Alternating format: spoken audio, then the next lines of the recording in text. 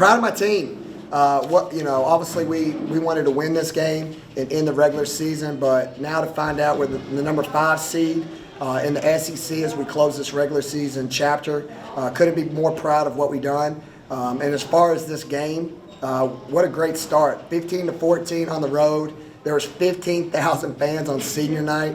This place was electric. And like I've said to my team, there's so many great things that we can take from this game because we're going to be in this situation come NCAA tournament where we're on somebody's home court where it was absolutely loud. We couldn't hear. You got to bottle that and learn from that if you want to steal one on somebody's home court. So we're going to close this one. We're going to get home. We'll get rest. We'll take off tomorrow, and then obviously we'll talk about our 2 possible future opponents in that first game at the SEC tournament. Stephon, go ahead. Yeah, I was curious. We had talked after the Arkansas game about playing in this environment. I guess how do you feel? Your team handled the noise, and kind of all that comes with playing at LSU. Yeah, I thought they were great. I thought our huddles were unbelievable. That's usually my factor. Are we linked? Are we staying together? And we did. I think we just had some big breaks where we had some layups that you got to make that were backbreakers, some 50-50 balls that we just couldn't come up with. And then you can't go 9 for 17 from the free throw line because in those tight moments that we need to keep it close, you go 0 for 2, and then the next thing you know, they score on the other end. And the next thing you know, you just keep digging yourself a hole. But I thought the game was kind of put away in that second quarter where they made that 7-0 run to start the second. And then next thing you know, we were just digging the rest of the game. But we never quit. But you got to give credit to LSU. They're one of the top programs in the country. Angel Reese, obviously I changed my starting lineup. And went big because my goal was to keep them off the boards. They ended up winning the boards 48-26. And then obviously Angel Reese had 26. And what makes her special is her second hop. She just has an ability to get in the body and then immediately jump up when she misses it, and it just breaks your back. So we try to practice for it, but until you see it, it's just another level. But again, I'm proud of the fight. I'm proud of how hard we digged. And we'll learn from this and grow. Colin, go ahead. Yeah, I was going to ask about Angel Reese, so thank you for that. Just kind of adding on to what you talked about in your opening statement. I mean, playing in front of 15,000 on the road, I know that you really valued that experience coming into this game, and you guys have had a tough time on the road in the SEC this year. How do you look at this experience now? I mean, you haven't had a whole lot of time to process it, but just, first impression. Yeah, I mean, to your point about comparing it to other road games, we won the first quarter. I don't know how many times we can say that on other road trips where we didn't show up, and next thing you know, first 5 minutes, you're like, God, did they even get off the bus? So, again, my kids were ready, but, again, it just comes down, you got to execute. You got to make free throws. We had some ball screen coverages we worked on all week that we didn't guard well. They made tough layups. We tried to keep them on one side of the floor, and we just couldn't come up with the big stops. And whether we did get them to take a bad shot, then they got a rebound. But again, that's why they're one of the top 5 teams in the country. I give a lot of credit to Kim Mulkey and the environment she's created. There was probably already 2,000 people outside when we pulled up an hour and a half before the game. They've got a special thing here, but we got a special thing. She was very complimentary to me after the game, talked about how we got an NCAA tournament team, and we're turning this around. So I just, again, just happy for the opportunity, obviously disappointed with the outcomes, but like we said all year, we'll bend, but we're not going to break. We'll get back to work, and let's see if we can't make a run for the SEC tournament. Robbie, go ahead.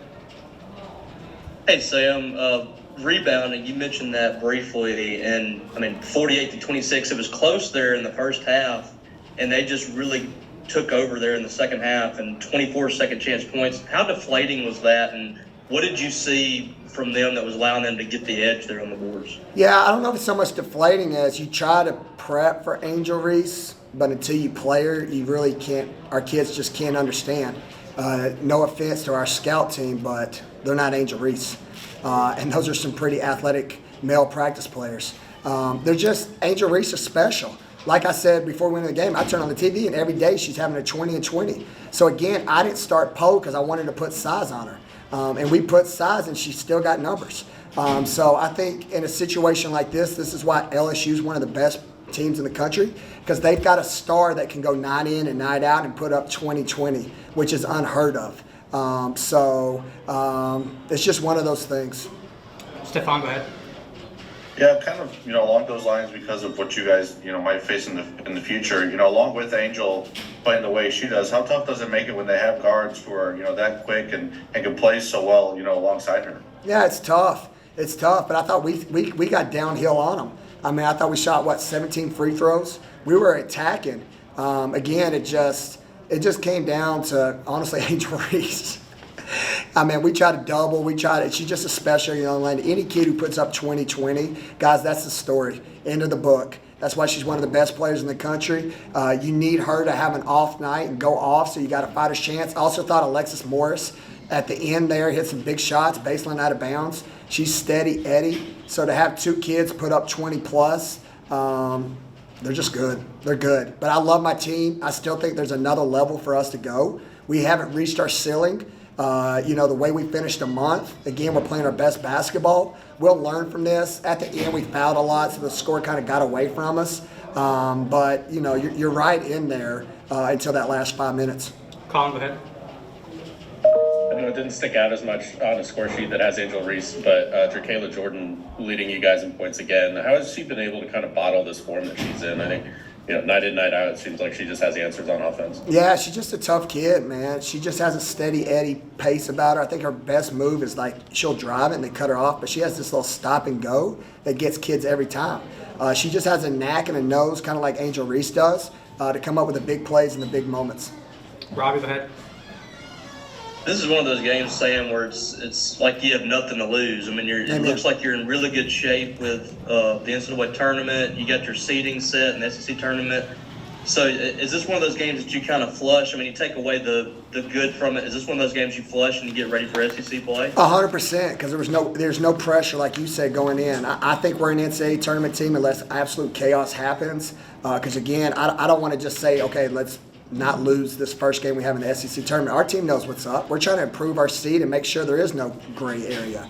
But at the same time, we understood the task at hand, finishing off the year with a top 5 team in the country who I think could possibly be a number 1 seed when this all is said and done. So to play at their home court in front of 15,000 fans, my kids willing to roll up their sleeves and fight, I think that's a victory in itself.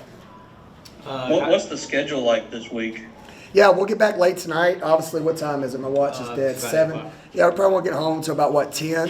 When we get home from 10, we'll be off tomorrow. We got to get massages because we got to prepare for, 4 games? Potentially, yeah. Yeah, potentially 4 games. So it's not going to be a hard practice. We'll practice Tuesday at 12, and then we're on the flight, and we're in South Carolina Tuesday night. Watch our opponent Wednesday, late night film session to really prep because we'll try to prep for both teams, and then you're playing. So it's here, it's popping, and again, I like where my team's at, but we got to make sure this game tonight doesn't linger into the next one. We'll have a bad taste of our mouth, but we got to be ready because Texas A&M and Vanderbilt throw out the schedule, throw out their rankings. They're 0-0. Everybody has an even chance. Vanderbilt what was the score tonight? Because I was trying to see the scores before I went. 2-point game. See what it was. Anybody know Vanderbilt tonight? And went into overtime. I can't remember.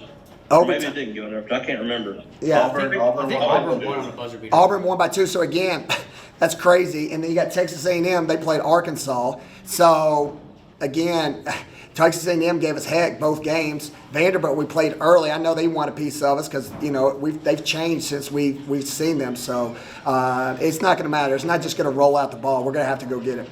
All right, thanks, everybody. Thanks, guys. Recording stop.